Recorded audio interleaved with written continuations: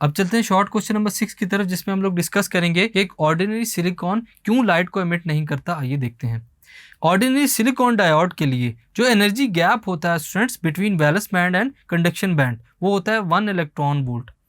Therefore इसी वजह से क्या होता है कि जब इलेक्ट्रॉन जंप करना चाहता है कंडक्शन बैंड से वैलेंस बैंड की तरफ, तो वो एक फोटोन को एमिट करता है जिसकी एनर्जी अप्रॉक्सीमेटली इक्वल होती है 1 इलेक्ट्रॉन वोल्ट के, which does not lie in the visible region, जो कि विजिबल रीजन के अंदर वैल्यू लाई नहीं करती जब तक आपके पास एमिट होने वाले फोटोन की जो वैल्यू है जो कि 1 इलेक्ट्रॉन वोल्ट के अंदर है वो लाई ना करे विजिबल रीजन के अंदर, तब तक आप इलेक्ट्रोमैग्नेटिक रेडिएशन के ग्राफ के मुताबिक किसी भी फोटोन की वैल्यू को देख नहीं सकते या फिर उसकी एमिट होने वाली लाइट को देख नहीं सकते।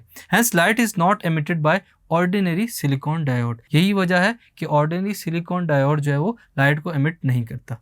Thank you.